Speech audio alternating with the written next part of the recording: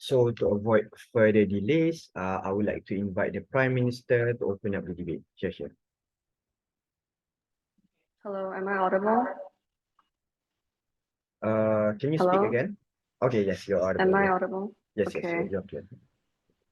Hello, I am the Prime Minister of the government side, and I will start my speech in 3, 2, 1. All right, so ladies and gentlemen, the motion is this House supports the inclusion of feminism narratives in advertisements of fashion and beauty products. Let's begin with our definitions. What are feminism narratives? Feminism narratives are women empowerment instead of capitalizing insecurities, such as we want women to feel like they are themselves. We don't want them to be ashamed of themselves because they have this specific feature. We want them to feel included in society and we want them to feel whole. What are the stakeholders in this motion? It is society and, of course, most importantly, the women. The status quo is that a lot of makeup is for the male gaze. And we want to allow makeup that is inclusive for all women. Why do we say this? It's because makeup nowadays, specifically, let's say in the 1980s, the most popular type of makeup was red lipstick because that was what was counted as feministic makeup. And because of that, women would use that type of makeup more often to be seen as women to society. Now, we want all women to feel inclusive, such as plus size women and women of color. We don't want anyone to feel as if they are not a woman just because of the color of the skin, just because they weigh a little bit more than the actual average standards and whatnot. Now, what we want to do here today as the government is to prove the importance of feminism in advertising. We want to nurture a society where women are accepted no matter what their beauty standards are. We want to include them where every feature of a woman is important and women can be pretty for themselves. We want empowering role models for younger children, younger girls as they become into women. And even in makeup, we want, for example, in makeup as well, we want more shades, more foundation shades for each color, each person of color, so that everyone is included and everyone can use makeup without having to fear that this shade does not match me. Now I will move on to our arguments. Now, the government side will explain how this motion will coalesce with the feminist movement. Now, we want women togetherness. We want to defeat patriarchy of the system. We want to defeat unrealistic standards. For example, a woman needs to be curvy. A woman needs to be over 167 centimeters. Women needs to act like a woman and whatnot. Women have to wear these types of makeup to look nice. Women have to act this way and to basically appeal to the male gaze. We want to support the progressive cultural shift and tear down the male gaze because it is the male gaze that is causing a lot of these makeup brands, a lot of these beauty brands, fashion products and whatnot. It's what the brands are basing their entire ideas off of to see whether it will satisfy the male gaze. For example, in the end, all we want women to feel like they are a woman at the end of the day, because it is not fair to just solely judge a woman based off of their looks. We don't want them to feel like they are not a part of society, they are not doing their role, they are not a woman in society because they do not fit the male gaze. We want them to feel inclusive, we want them to feel included, we want them to feel like they are worth something, we want them to feel more confident in themselves. Now, this will coalesce with the feminist movement because most brands are profit driven, and nowadays in our society, because these brands are profit driven, they want more profit, more income, so they have to be inclusive because we want everyone, specifically, let's say, for example, makeup brands. A woman of color goes to a makeup store, let's say, and she wants to buy foundation. However, they do not have her shade. Then of course, she will just leave the store and probably go find somewhere else. Now, this is a reason why these brands are profit driven. They need to be inclusive. They need to have everyone's shade so that these people, every woman of color can feel included and buy their products. Not only that, we have to educate, we have to raise awareness. Why do we have to raise awareness of this? We have to raise awareness because, first of all, women have been under the male gaze for several centuries, for years. And the fact that fashion brands and makeup products are just like basing their products off of the male gaze is extremely unhealthy towards the younger generation as well, especially on social media, for example, TikTok, where these young women, these young girls see this woman on TikTok where like she's very like she fits the beauty standard. She's curvy, let's say, she's blonde, and like she's just basically very beautiful. Then of course they will see that and be like, why am I not like her? I feel less of a woman because of her. And because of that, they may develop some serious mental diseases and even come across physical issues. Like for example, let's say eating disorders, and eating disorders are extremely dangerous to women, to everyone, because if you don't eat, then you can't get nutrition, and in the end, it's going to end up harming your health, right? So yeah, we want to educate. We want everyone to know that this is the thing. We want everyone to know that this is a thing that's happening, and that is why these products, these brands need to be more inclusive and to give a positive message to the whole world, to make everyone feel like they are included, to avert the male gaze and feel like they are a woman without having to do these things. We want women to feel like they are women without fitting these standards. This is the end of my speech. Thank you.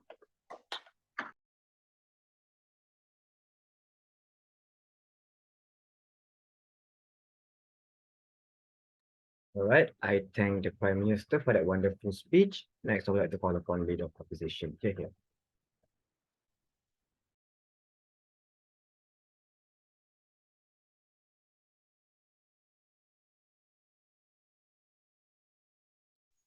Good morning to the honorable adjudicator, fellow comrades, and my intellectual opponents. Am I visible? Am I audible? Oh, yes, you are. Okay. Today we discuss the motion. This House supports the inclusion of feminist narratives in advertisements of fashion and beauty products. I'd like to state that I'll be taking POIs in the chat box at the end of my speech if there's enough time. As the opposition team, we have carefully listened to the points raised by the opening government, and while we appreciate their perspective, we firmly believe that there are strong reasons to oppose the motion. We as the opposition would like to clarify that we are not against feminism. We just want to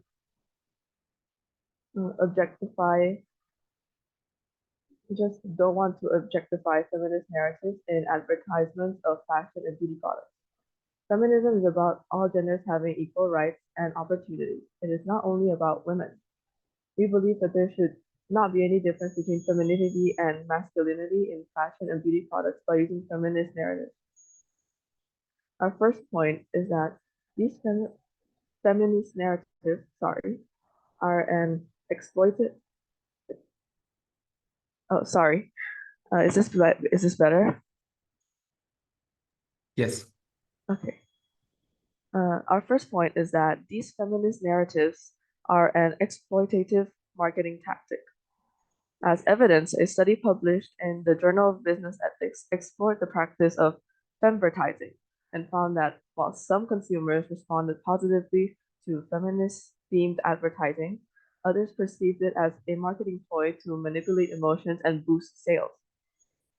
This suggests that the use of feminist narratives in ads can be perceived as insincere by some consumers.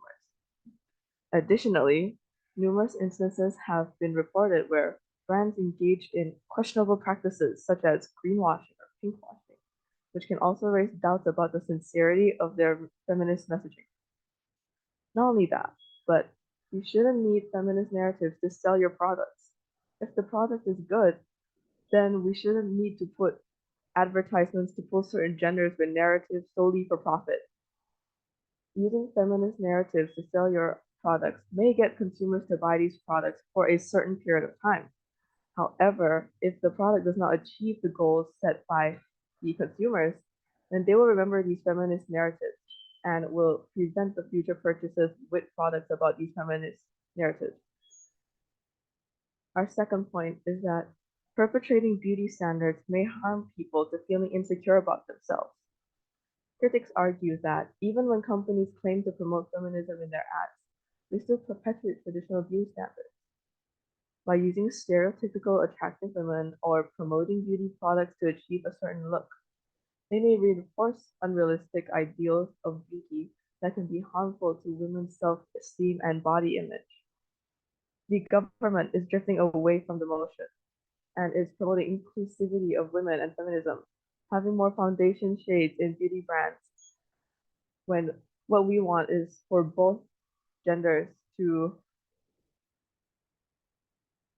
when empowering women doesn't mean we need to use feminist narratives in beauty products or fashion. And to the government, what other methods can we use? What mechanisms are you presenting? In conclusion, we want both women and men to have inclusivity. Are there any POIs? POI, Yes. didn't we already said that our mechanism was to cultivate a society where we are inclusive to all women, no matter how their beauty standards is? Yes, but how will you do it? Is it still through advertising or are there any other forms? Yes, through advertising. We already this is the motion, isn't it? That advertising of with feminist narrative helps promoting a more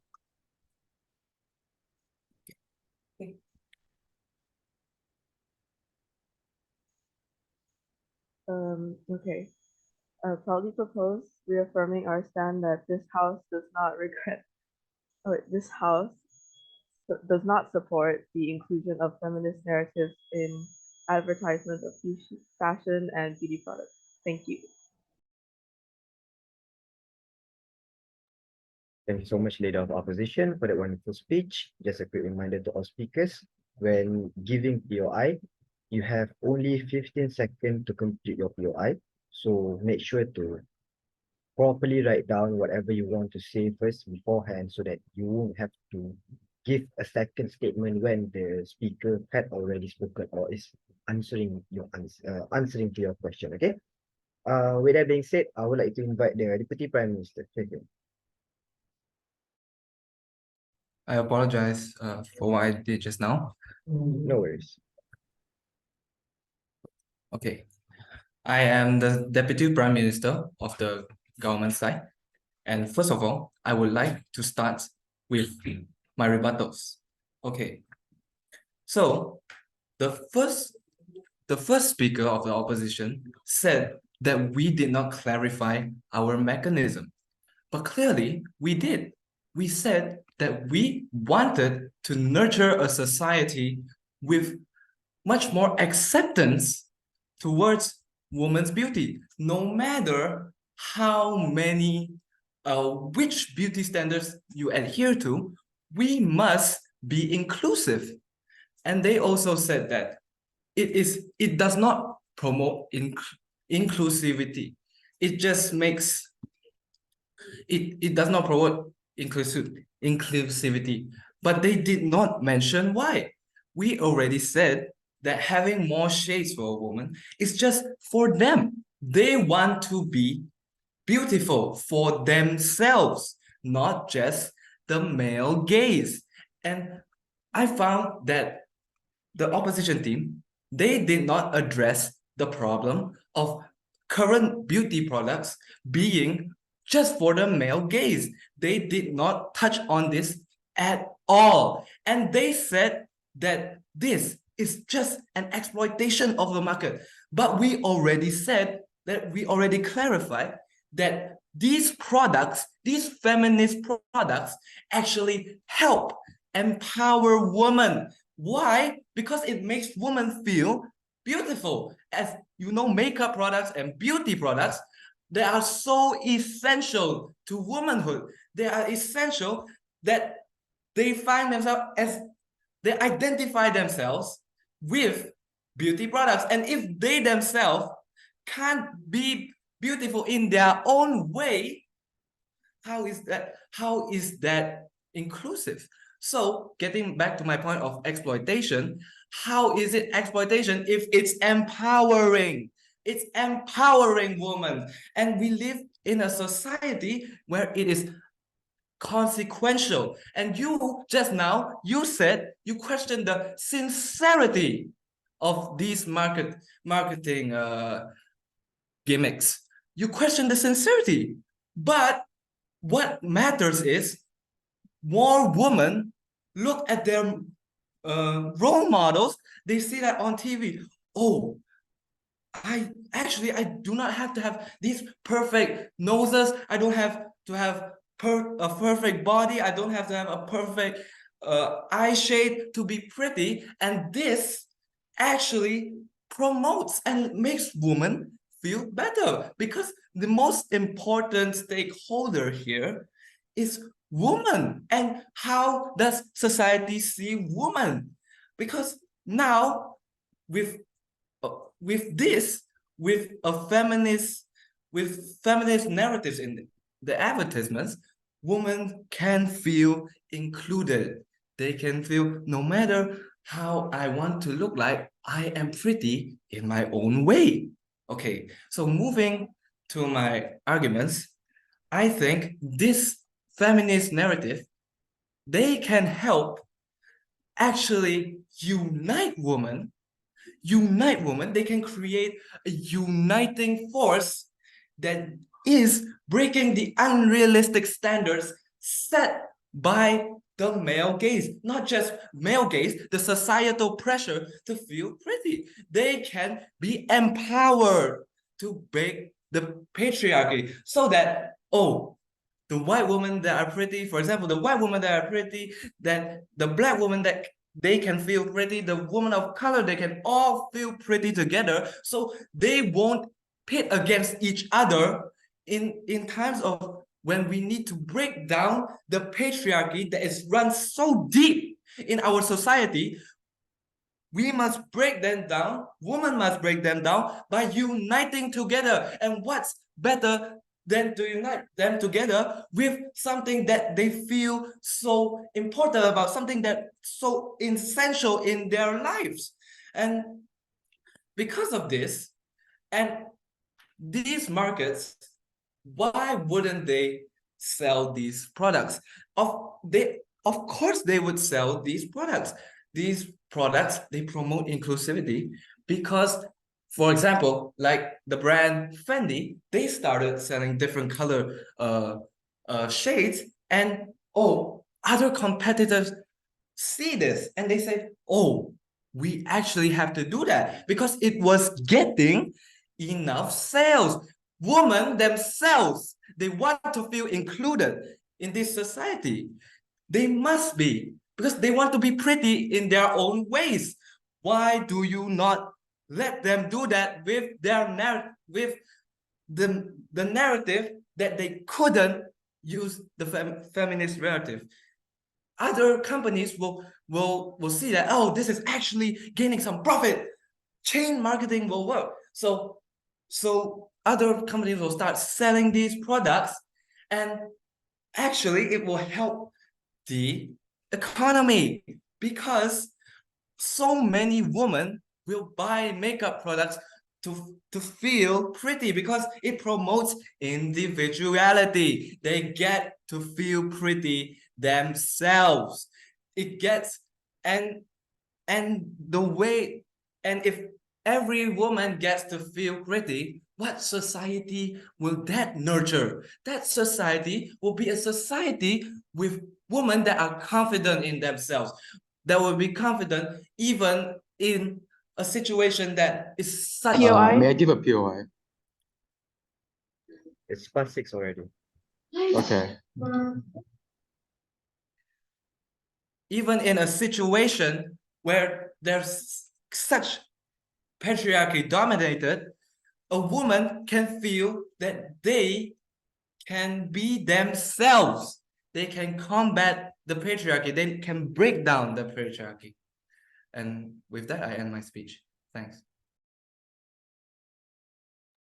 Thank you so much, Deputy Prime Minister, for that wonderful speech. Next, I'd like to call upon Deputy Leader of Opposition. Thank you.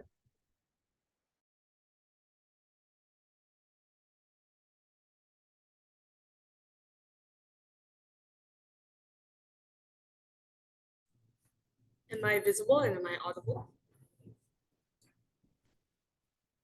Oh, yes, you are. Okay, thank you. Hey, good afternoon to the honorable adjudicator, my fellow comrades, and my intellectual opponents. Now, before I start my piece, I'd like to reaffirm our stance that we, the opposition, stand firmly against this motion of today's debate. Now, let's address some of the arguments put forth by the government. While they may have presented that the benefits of including feminist narratives in our advertisements may benefit society in the long run, we have contended these potential advantages do not outweigh the potential harms, and we will overline that. To clarify, inclusivity is not feminism. They are two different narratives.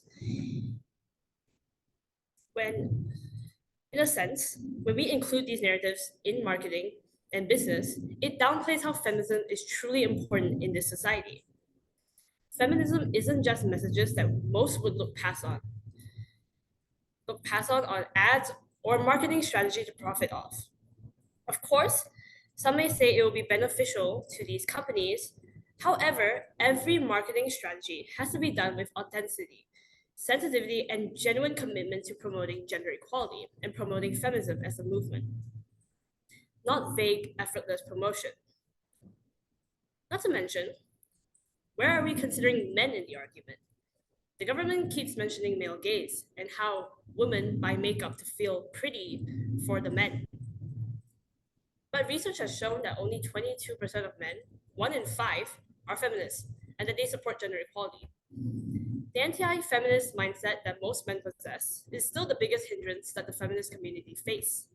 Why are we implementing these narratives to, as the government stated, mostly women who already support the movement and are apparently the only ones that are exposed to beauty products? Being pretty, feeling pretty, is not the goal of feminism. Feminism is not just, I would love to feel pretty or I want to feel included. It's not. It is gender equality. It's a fight for gender equality and empowerment of women. It's not about how women should feel pretty. Not to add, you don't need feminist narratives to prove how good your products are. Some general categories of products and fashion that often tend to focus on quality and design without specific narratives or messaging and that are gender equal prove that you don't need feminist narratives to make a product seem well, such as like minimalist clothing brands or classic luxury fashion brands. Independent fashion designers have also shown a lot of gender neutral designs in their shows and their collections. And beauty products are not just limited to women. Sure, the main market is targeted towards women, but men are also nowadays, especially in modern society, are also going for beauty and prioritizing beauty as one of the dailies in their life. There's basic skincare brands and simple and natural ones, such as The Ordinary, that got popular in the US starting from last year. There's even high-end luxury beauty brands like Tom Ford or Christian Dior that both men and women use. So it is important when we search for these types of products and brands, we're not looking at what feminist narrative they're pushing. We're looking at the quality. Who cares if you are putting feminist narratives if your quality is not good? There's no substance. Now, I'd like to shine some light on our next point. How over incorporating feminist messages in the business industry increases the undermining of the idea of feminism in general. Yes, I'd like to take your PI. Just now, you said that there are also beauty products amongst men. Did you? You said that? No, okay, go ahead, ask you. Yes, I believe that this is not relevant to debate because we are saying that does this narrative helps feminism or not? That's what we debating about. And I don't believe there's any correlation. Okay, thank you for your reply. What truly has no correlation is the government stance on the importance of inclusivity. That has no correlation to debate, and I think that is something that you should look on. But now, continuing on, I like to continue. So critics may argue that incorporating feminist narratives in advertisements for fashion and beauty products can be seen as a form of quote unquote femvertising, where feminist ideals are co-opted by corporations to sell products. This commodification can trivialize serious feminist issues by reducing them to mere marketing tools. In these cases, these brands are not trying to promote or encourage the idea of implementing feminism to others, but instead promoting their products instead by using the narrative in an ignorant way. These brands are not trying to improve the feminist movement by using it, objectifying it, reducing such a heavy and complex idea to a mere business tactic. That is not feminism. That is not gender equality. And that doesn't improve, as the government said, inclusivity. Before I end off my speech, is there any more POIs?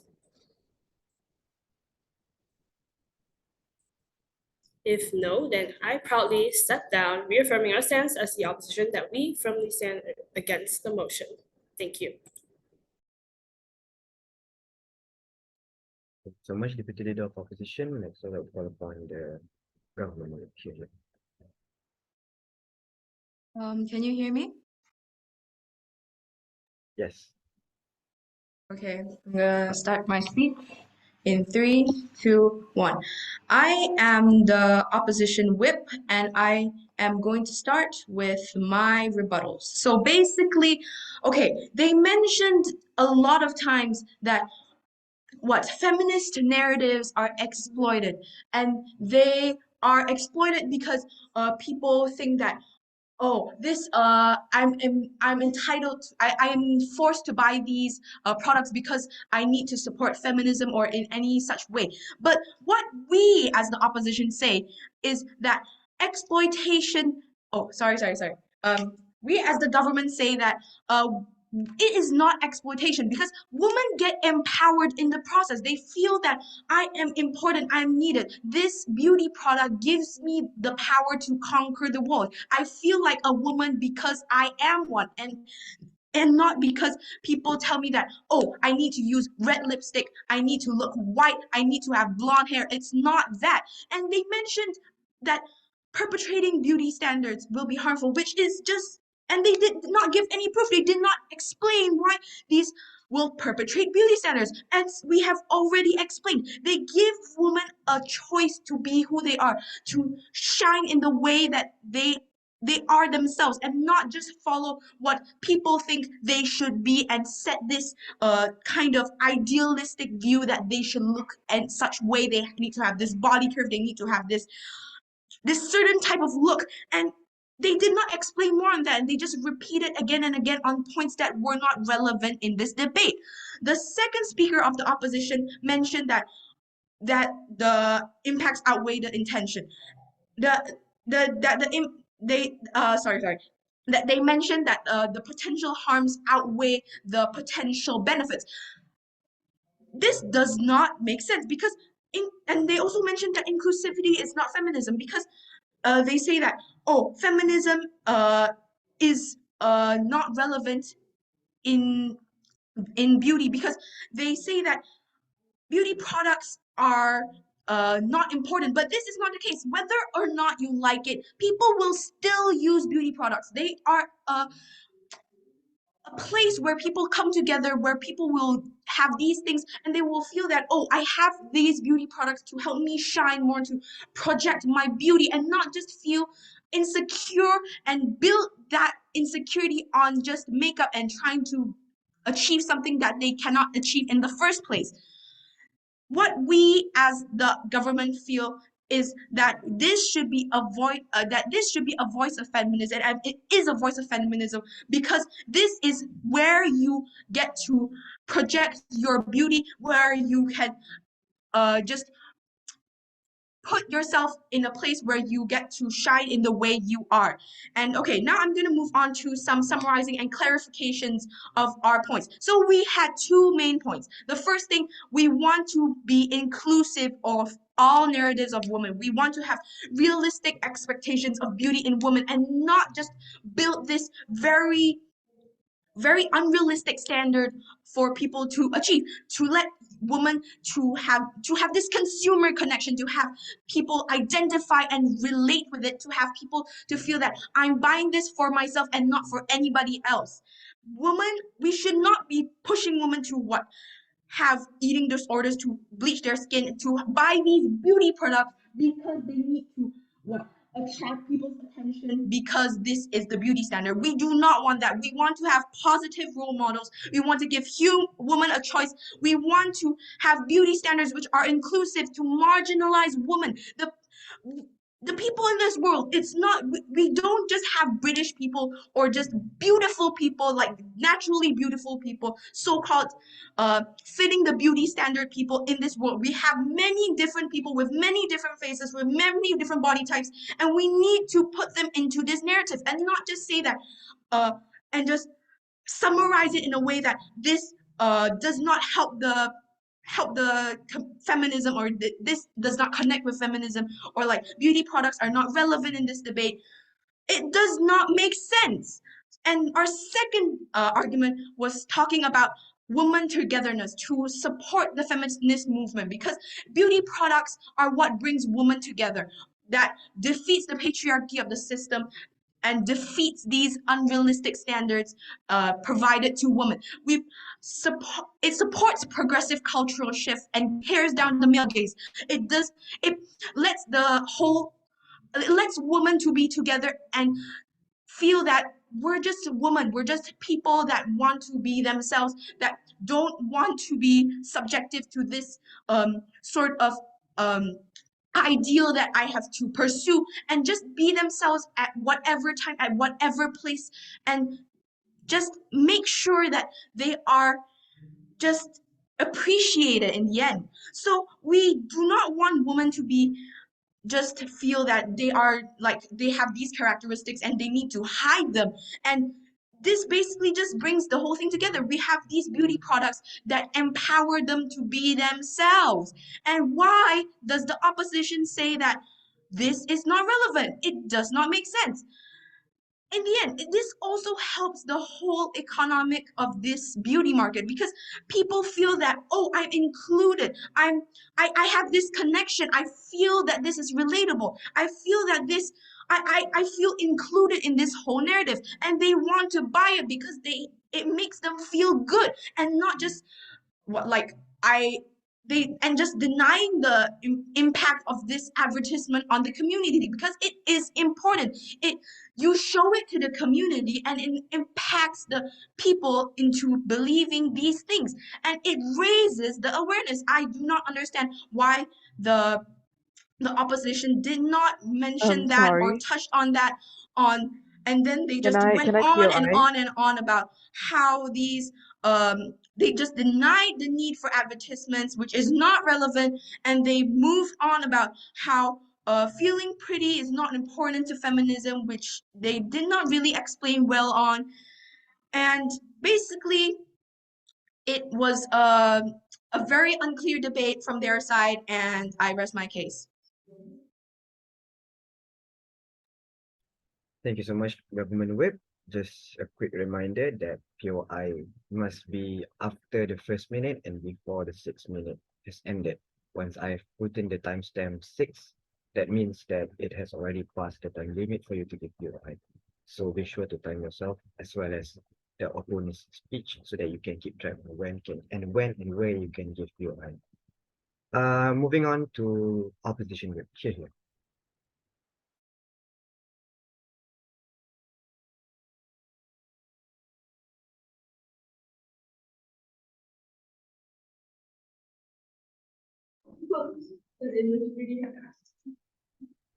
My mic is on. Am I audible? Am I visible? Yep, you're audible and visible. All right, thank you for that. Now, as the opponent whip, I stand here today to reaffirm our stance that we are against the motion that this House supports the inclusion of feminist narratives in advertisements of fashion and beauty products. Throughout this debate, we have presented multiple arguments, and it is my role to rebut what the government has stated.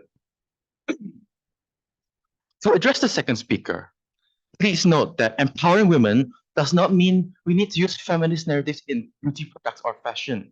If you only put female narratives in advertisements for fashion and beauty products, does this not contradict the definition of feminism, that is gender equality? If the only point you have is that we need to feel pretty, and that's why we need to put female or feminist narratives in advertisement, then this simply shows ignorance of the government. They're not taking this topic seriously. Feminism isn't for women to only feel pretty. It's for women to feel equal, that they have a place in this world. Having no real facts, no statistics, and only what you believe is right has no weight in this.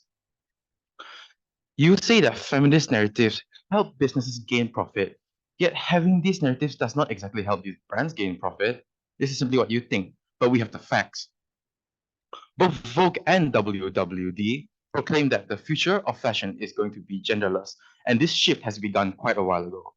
Countless fashion houses, from the top like Gucci and Louis Vuitton to Levi's, they have already brought gender-neutral collections to their stores, much to the delight of 80% of consumers. That is no small number. These free brands alone already have such a large number of customers. You cannot deny that gender-neutral marketing has quite the effect. A brand's overall positioning and campaign-specific creative decisions can either validate or contradict those principles. 50% of people are feminists and 50% are not. Does that mean that businesses should just watch their business potentially lose half their customers because they only think of the feminist narratives? Now, let us ponder what the government whip has stated. She stated that inclusivity is not relevant. Explain then why half the women in this world do not even wear makeup or even buy and follow fashion. Do you expect every woman to become slaves of beauty products or fashion? Does this not contradict what your team stands for? If inclusivity is not important, then it shows one thing. You do not see the truth of feminism. You are really only furthering the stereotypes that harm what the harm relationships between the males and the females or whatever you said. I will take POS after I'm done. I'm sorry. It shows that you do not see the point of feminism. You are really only furthering the stereotypes. One more thing. This topic is not about male gaze. It is about feminist narratives in advertisements. And you can say that, oh, by saying that you contradict yourself. I'm not contradicting myself when I say this. What I am saying by this is that I'm saying you are focusing on the wrong thing. You are not focusing on what our argument is, which is feminist narratives. You are focusing mostly on male gaze and making women feel pretty. The government only proves that they do not understand the topic. They only talk about makeup and male gaze instead of feminism narratives. Now, let us consider the first speaker of the opposition team's points. How do you expect to empower women when you expect brands only to add different shades of lipstick? This is what you said. You specifically said adding different shades of lipstick, and that is the only example you have given. That's all you have stated. You have stated no other proof. What you mentioned seems to be more racially motivated than having a fair gender equality.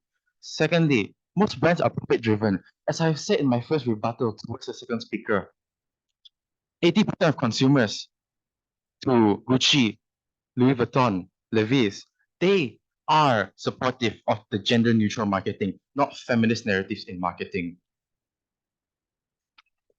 You keep mentioning women of color. How does this match your definition of feminism?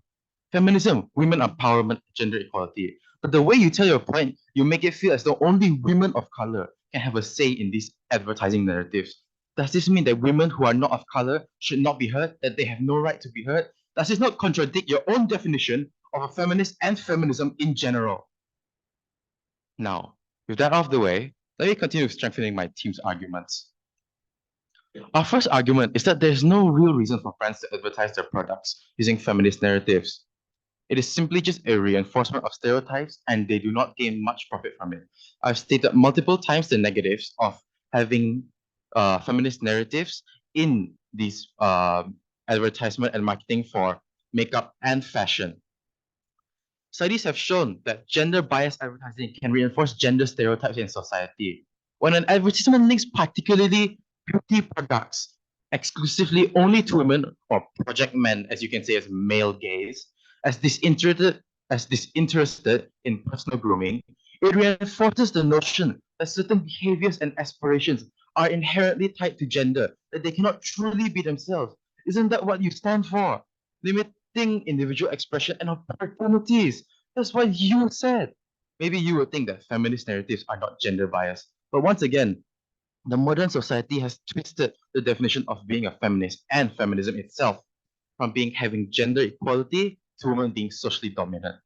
Today, the feminist movement today itself has dissolved into extremist rhetorics that still act like every man is out there to objectify and suppress women. Hello, we live in the 21st century. Everyone is considered equal in this world now. The government states that males are not relevant in this discussion multiple times. Once again, this is an immediate discrimination to what feminism truly is: equality between genders. From here, I will end my speech and I will now take POIs.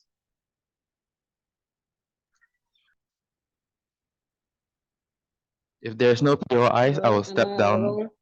The time is over, sorry. For now, I will, from here, I refer my stance that we do not stand this motion.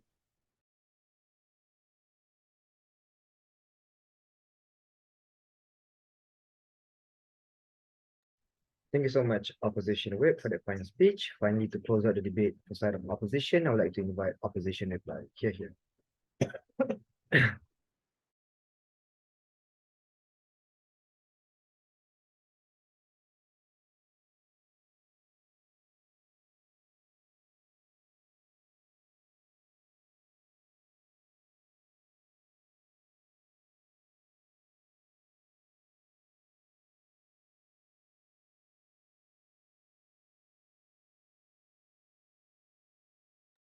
Yes, they said that they want to take your eyes after their speech, but it's after 6 minutes. So it's it's the choice of the speaker whether or not they want to give you guys the chance to give your eyes or not. So if they don't want to, then it's up to them. It's completely arbitrary, and you can also do the same thing. If you would like to take POI, you can ask for one before 6 minutes, but if it's beyond 6 minutes, then you cannot ask for any POIs from the opposing team. Opposition reply. Hello, am I visible and am I audible? Oh yes, you're visible and audible. Right. Good afternoon again to the honorable adjudicator and everyone in this Zoom meeting right now. So it's been a long debate, and what have we heard from the government? It's mostly just watered down to women needing makeup to feel pretty and to be empowered. The government is using majority of society's determined beauty standards that can make, yes, any woman insecure, but they're using it as their main argument. But we think that the government has also twisted the meaning of feminism to the inclusivity of women of color and sizes, which is an insignificant argument in this debate. Because women of color and women of sizes are not the only women that we are considering in this argument of feminism. We are empowering all women. We want to empower all women and we want gender equality. Also, they have not touched on the fashion industry and how adding feminism narratives to the fashion industry can help improve feminism, the idea of feminism, or help the market in general. Like my opposition whip has stated, that a lot of fashion houses are already going into the gender neutral status of fashion by releasing a lot of collections and gender neutral pieces that the public can wear. And the generation now is getting even more interested in it. So how does adding feminism or feminist narratives or arguing that we should be using them to make women feel pretty even relevant? So according to the government, women can only feel quote unquote empowered or quote unquote pretty when they wear makeup. Are you saying that a woman has to wear makeup or see the feminist narratives in these ads of makeup to feel pretty or feel empowered?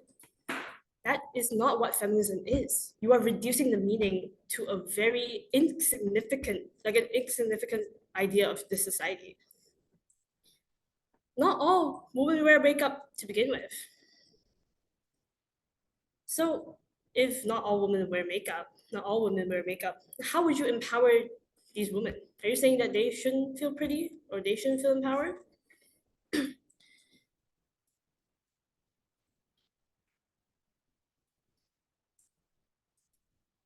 Also, as a woman, you keep mentioning, or the government keeps mentioning, the male gaze. Is that who and is that what we're trying to base our argument around? That is not the topic of this debate. Feminism and the male gaze can correlate in a way, but makeup or using the idea of makeup advertisements or fashion advertisements in this argument doesn't make sense. Again, gender neutral things are starting to become popular again. So why are we circling around the male gaze? The government is not only drifting away from the motion and the idea of modern feminism, but they have also failed to prove why the inclusion of feminist narratives would help feminism in general, other than making women feel pretty, or how it would help the market also. They don't even give examples or facts, or even stats to prove their statements.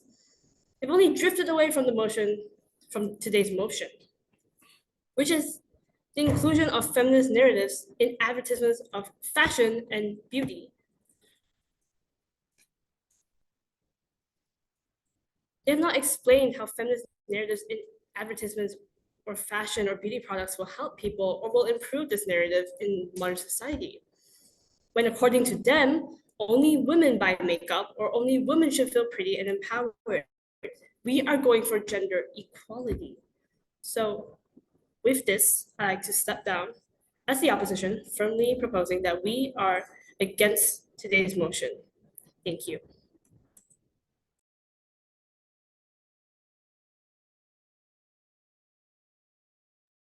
Thank you so much, opposition, for that fine speech. Finally, to close out the debate for side of government, I would like to call for a government reply. Okay. Can you hear me? Am I audible? Yep, clearly audible. Okay. I am the reply speaker for the government team. And to support our points and to summarize our points, we support women inclusivity. Inclusivity. We want them to feel like themselves. That was what our first speaker said. We want women to feel like women. We defined feminism as woman empowerment. Woman empowerment. Our main focus of the debate today is feminist narrative, the inclusion of feminist narratives in beauty products, in fashion and beauty products. I do not understand how does gender neutrality products correlate with this debate. We are talking about feminist narratives. We are talking about that. And gender neutral products simply does not correlate with this debate. Okay, so my first speaker said that we must make women feel like themselves. They have to be pretty for themselves. It is not racism when we want the marginalized communities from the past to feel pretty on their own. And we already said that we want to defeat the patriarchal system that is pushing Eurocentrism, that the beauty standards of people from Europe, British people, for example, we want everybody to feel included. We want everybody to feel pretty, not necessarily only the people that have met the beauty standards from the past. Because currently in society, without these feminist narrative products, we don't know, and women don't feel pretty in this society that they have in their world. A lot of women, they don't get to feel beautiful. And a lot of women, and makeup is intrinsic in womanhood. It's part and parcel in womanhood. Why? Because why, if it's not that important, why do we want makeup? Why do women still buy makeup? To feel pretty for themselves, to be the who they want to be with these beauty products. And are you stopping them from being what they want to be? Is that what are you trying to imply? And just now, the opposition, the second speaker opposition said that we didn't clarify how does this help the economics. But when we said that it helps our economics by creating this chain marketing, this phenomenon where if other brands see that this profitable business is working, then it's gonna work for them too. So creating a market that is actually very profitable. Yes, we saw that. We said that. And in their world, where women don't even get to feel pretty about themselves, where women only rely on the men's beauty standards to feel pretty, how is that world helpful to women? In our world, we want to nurture a society that is accepting towards women, no matter how they look like, no matter how they want to feel, no matter who they look up to, they just want to be themselves. The most important thing, let women be women. Are you saying that this destructs gender equality? How? Okay, here I hereby end my speech. Thank you so much to all speakers. Now we will be ending the debate. Wait, let me just end the recording.